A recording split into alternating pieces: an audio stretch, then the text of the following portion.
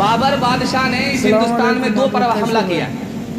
पहली बार जब हमला किया वो नाकाम हुआ, दूसरी बार जब हमला किया बाबर ने तो हिंदुस्तान को फतह कर लिया। और हिंदुस्तान में हुकूमत किसकी थी? इब्राहिम लोधी की थी। मुसलमान से हुकूमत को उसने छीना। मुसलमान हुकूमत करता था और बाबर ने मुसलमान पर हमला किया 2 बार। पहली बार वो नाकाम हुआ, दूसरी बार जब हमला किया तो कामयाब हो गया।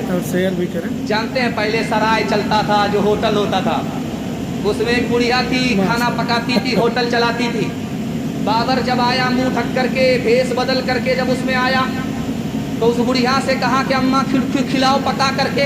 बुढ़िया ने कहा कि नमक मिर्च मसाले वाली चीज़ तो मैं बना नहीं सकती, खिचड़ी बना सकती। तो खिचड़ी बना करके जब प्लेट में बाबर को दिया गया तो बाबर ने पीठ से लुकमा उठाया। उस बुढ़िया ने कहा तुम बाबर हो?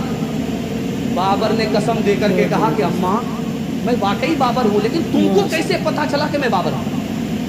कहा बाबर बीच से हमला करता है, तुमने बीच से लुकमा उठाया, यहां से मैंने अंदाजा कर लिया कि तू ही बाबर है। सुभान।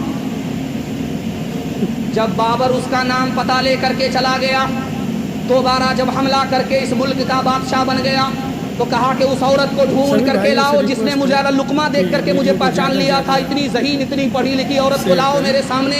हो सकता है कि उसका बेटा भी वैसा ही ज़हीन हो, उसको वजीर बनाऊंगा, सिपह सालार बनाऊंगा, अपने बराबर की कुर्सी का मालिक बनाऊंगा। अब्दुल अजीज लोग उसको ढूंढ करके लाए। अकबर ने कहा, बाबर ने कहा कि तू वही बुढ़िया है। कहा कि तेरी आवाज़ से लग रहा है कि तू खिचड़ी बीच से उठाने वाला बाबर है। उसने कहा मैं बाबर हूँ। अम्मा ये बताओ कि तुम्हारा कोई लड़का है? कहा एक लड़का है। कहा मैं इसको वजीर बनाना चाहता हूँ। बुढ़िया ने कहा वजीर नहीं बनेगा। बाबर ने कहा मैं उसको सिपह सालार बनाना चाहता हूँ। कहा सिपह सालार नहीं बनेगा। बुढ़िया ने कहा कि मैं उसको अपना अमीर मुंशी बनाना चाहता हूँ। बुढ़िया ने कहा नहीं। बाबर बोला कि इतने बड़े बड़े ओहदे को अपने बेटे के लिए क्यों ठुकरा रही है? थोड़ा लंबा है, अच्छा तू क्या चाहती है? कहा मेरे बेटे को मेरी कौम का प्रधान बना दो, मुखिया बना। तो बाबर को हैरत हुई। उस माँ से पूछा अम्मा वजारत का ओहदा छोड़ दिया, वजारत की कुर्सी छोड़ दिया, इतनी बड़ी बड़ी कुर्सी को छोड़ दिया, छोटी कुर्सी क्यों कबूल कर रही हो? कहा मेरी बिरादरी छोटी है, छोटी बिरादरी का बच्चा जब बड़ी कुर्सी का मालिक होगा तो लोग तोहफा नहीं देंगे, खाना देंगे। वही चाय बेचने वाला कितने? 2 बकरी है दुनिया के लिए मुसीबत। 2